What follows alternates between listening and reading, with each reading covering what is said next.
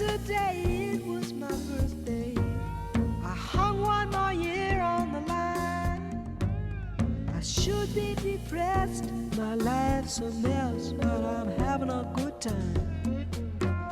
Ooh, I've been loving and loving and loving. I'm exhausted from loving so well. I should go to bed, but a voice in my head says, oh, what the hell? Have a good time, baby. Have a good time. Have a good time, baby. Have a good time. Paranoia strikes deep. Good morning, church. Welcome to this edition of Checking In with Pastor Jim. And thanks for listening to my music. That's from Paul Simon, Have a Good Time. And I think of that song every year on March the 15th because it begins with the line, yesterday it was my birthday. And yesterday was, March the 14th was my birthday. Here we are on March the 15th, and I'm still having a good time. I hope you are as well. Gorgeous day out there this morning. It was chilly when I went out for my run, right around the freezing mark. But when you dress warmly, you don't regret it. I had a good run this morning. Cut it a little bit short just because I had my COVID shot on Saturday and I had a few flu-like symptoms on Saturday night and on into Sunday morning. We may say more about that in just a moment. But let's begin by saying hello to the people who actually showed up this morning. The first one in the room, Judy Hubbard Watkins. Good day, my friend. Good day to you.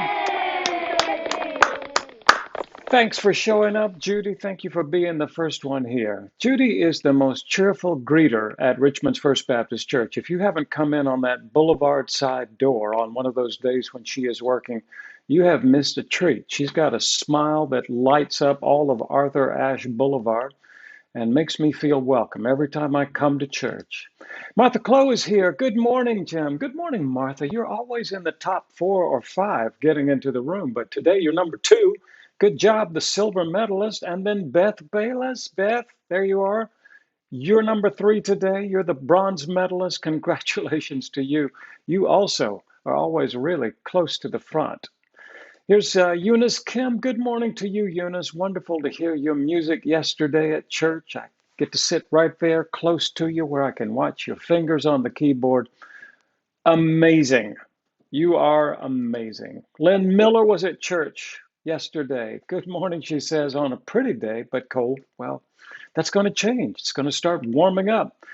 Carolyn Powers, good morning. How did the shot go? Well, let's just pause and talk about that for a minute. I did, Carolyn. I went to get my shot yesterday, and no, not yesterday. It was Saturday. Here I am in the car filling out the paperwork. Can you see? I've got on my mask that says KOH2RVA, and that's what I'm trying to do, bring a little heaven to earth, at least for me, for my family, filling out the paperwork there at the Richmond Raceway before going in to get my shot. I did get it, and I was glad to get it. Didn't hurt very much, didn't have to stand in line very long. Saw a few people that I knew while I was standing in line. Melissa Fallon and Herbert Ponder, our friend from Mount Tabor Baptist Church. And they both said, congratulations, we're getting our shots today. And we did. And when I came out of that place, I thought, okay, a few more of us here who are trying to create the kind of herd immunity that will make it possible for us to leave this coronavirus nightmare behind us. Dr. Fauci thinks it may be as early as July the 4th that we can get back to some semblance of normal again, if everybody will do what they're supposed to do. Follow those protocols, wash your hands, wear your mask, keep your distance, get your shot. And once you get your shot, you want to leave some time to make sure that it's effective. I got the Johnson & Johnson shot on Saturday, which means it's one and done. It's not as effective, apparently, as the others, as the Moderna or Pfizer, but I don't have to go back for a second shot. I do have to wait a few weeks for it to reach full effectiveness, and that's what I'm going to do. But I've got it scheduled on my calendar, April the 15th, not only tax day, but the day that I'm going to try to go back to the gym, see if I can get myself back in shape again. How about that? Carolyn, thank you for asking. That was a long answer to a short question, but it went fine. Ellen Grubb is here. Good morning. Hope you had a nice birthday yesterday. I did. I did. I'm going to tell you more about that in a minute. Patty Whitfield is here. Thank you, Patty. I did have a good birthday. Thanks for that wish. Pete Richardson says, good morning, everyone. Happy Monday morning. How was your vaccine shot on Saturday at the Richmond Raceway and your birthday yesterday? Pete, you're asking all the questions I want to answer. Thank you. I'll get right back to you. Carolyn, yes, I read between the lines, Carolyn. I knew you missed that little T on the end of shot, but that's what we were talking about. Judy Durant, we're all in our places with bright, shiny faces. I remember that song, Judy. Happy belated birthday, says Carolyn. Listen, it doesn't matter when you wish me a birthday. Do it within the first 365 days and you're good. Thank you. Good morning, Jim, says someone whose name I can't see, but thank you for saying good morning. Good morning, everyone. Becky Payne says good morning. Lynn Miller, yesterday was a great service. I'm so glad you were there, Lynn. It was wonderful to see your face in the congregation. Courtney Rogers, is the live video not working this morning? I couldn't access it. The live video. I feel like we're live. Are we live? Yes. Courtney, wherever you are, God bless you and get on board as soon as you can. Lynn Miller, it's usually the second shot that causes a problem, right? And yet I'm not having the second shot. Courtney Rogers says, Lynn Bailey Miller, are you actually seeing the live video? I'm seeing the content isn't available right now. Courtney, I'm going to let you work that out on the side over here because I've got to go forward and talk about my birthday yesterday. So first of all, let me say, I did go to bed on Saturday evening with some flu-like symptoms. I had a little bit of a fever after getting my Johnson & Johnson shot on Saturday morning at 8:30 a.m. A little bit of a fever. And I was glad to go to bed and go to bed early because I had to set my clock forward. So I did that. When I woke up the next morning on my birthday at 5 o'clock, 4 o'clock old time, I still wasn't feeling very good. And I had this scary thought. What if I get to the door of the church and they take my temperature and find that my temperature is slightly elevated and they don't let me come to church? What then? Who's supposed to preach if I don't show up? Who's going to do the children's sermon with the rubber snake? I don't know. Anyway, I seemed to be feeling a little better by church time. And when I got there, my temperature was not elevated. I was able to go in and be present for worship yesterday. Somebody said it's a shame that you have to work on your day off. I said, when you have a job like mine, it doesn't feel like work. It feels like a blessing, right? To be able to go in and preach the gospel on a Sunday morning. I don't have to preach. I get to preach. At least that's what I try to tell myself on the mornings when I have trouble getting out of bed on Sunday. It was a good day yesterday. And then yesterday afternoon, I got a nap, which I needed. And then we had a big family gathering, pancake supper at our house. My daughters came, my son-in-law was here, Leo, my grandson, was with us, my mother-in-law, and Christy. And I wanted to show you this, the gift that I got from my daughters, from Ellie and Catherine. They had to go a lot of places before they found this, which they said is my Daytime Emmy Award for producing a television show called Checking In with Pastor Jeff. Look at that. It's beautiful. Just look. And they said, we don't know how many of these episodes you've done, but it must be, what, 300? No, probably not 300, but it's been a lot. It's been enough for me to figure out how to get it right most of the time, although there have been some interesting mistakes along the way. Like that time I was completely sideways. Do you remember that one? And the times that I haven't had any sound and didn't know it and just kept talking while you all were listening to nothing. I'm getting better. Not perfect. Apparently, Courtney can't find the live feed this morning, but getting better. Thank you. And thanks to my girls for presenting me with this trophy, this daytime Emmy for checking in with Pastor Jim. Just makes me feel special, right? So, yesterday was a great birthday, and I played the Paul Simon song this morning. Yesterday it was my birthday. I hung one more year on the line. I should be depressed. My life's a mess, but I'm having a good time. I'm not depressed. I hope you are not depressed. I'm feeling more and more optimistic as we move forward. And it's not only because I got my COVID shot on Saturday, it's because a lot of people are getting their shots and a lot of people have been practicing safety. And we are going to come out of this thing that we've been under for all this time. Life is going to return to some semblance of normal. We'll be able to go out again.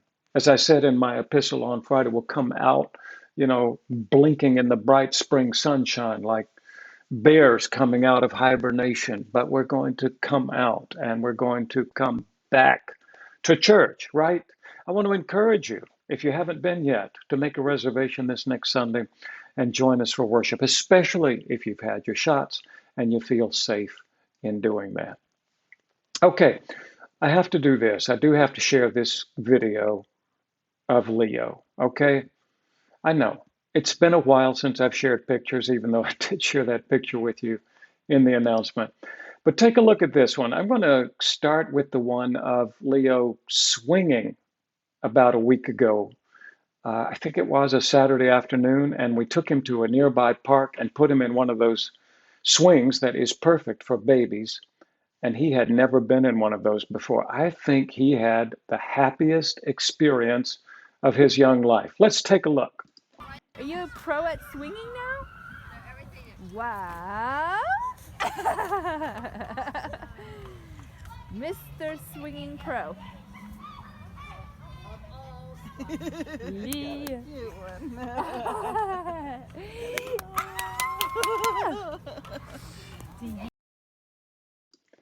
I kind of love the way his mother encourages him, don't you? She goes, come on, Leo, you are a swinging pro. But okay, one more. This is the video she sent just this morning of Leo learning how to play with a ball. See if I can get that one for you. Ready? Here comes the ball. All right, send it to Mama. Send it to Mama. Yay! Good job. Okay, thank you for indulging me. It's a little bit of time with my grandson, which makes a birthday that much better, right? For Leo to come to my house was a good day. It was. Okay, well, friends, I'm just going to see if we can get this week started off right. It is Monday morning. Got the whole week in front of us. It's sunny this morning, and all those things that you've been putting off until Monday, it's time to do them now. I know that today I'm scheduled to go with Kim Boys, our church treasurer, and go over and present a small check at the Virginia Baptist Mission Board. A little bit of mission money that we are able to share with that organization doing good work right here in the state of Virginia. And so I've put on a suit this morning. I'll probably put on a tie before I go over there and see John Upton and tell him thank you very much for the work you are doing and for the work the Virginia Baptist Mission Board is doing right here in the state of Virginia. If you missed it yesterday, we were wrapping up our week of prayer for North American missions.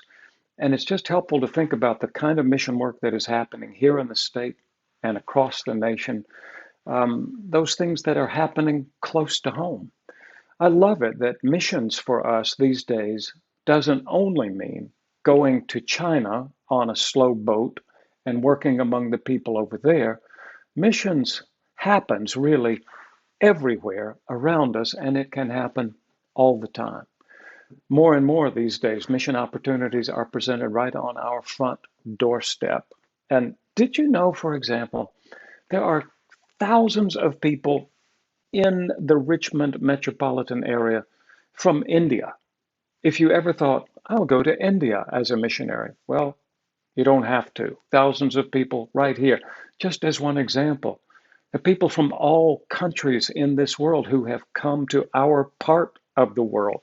So when Jesus said, go into all the earth and make disciples of every nation is coming here. We can make disciples right where we are. That's kind of exciting to me. I hope that's exciting to you. Maybe we should talk more about how to make disciples and what a disciple looks like when one is finished. Maybe we can save that for another conversation later on this week. For now, I'm just glad to be with you. It's always a pleasure to check in with you, and I don't always get an award for it, but yesterday I did. I'm just grateful. Thank you. Thanks to all of you. Thanks to those little people who made this possible. Thanks to the ones who have been collaborating with me as I try to figure out how to do television from my home office. I wish I could just say to each one of you today, may it be a really special day. Maybe I could say this. May the Lord bless you and keep you. The Lord make his face to shine upon you and be gracious unto you. The Lord lift up his countenance upon you and give you peace on this day. Amen. All right, I'm going to send you out with a little more Paul Simon, and let's see what other people have commented over here in the box, shall we? Let's just see.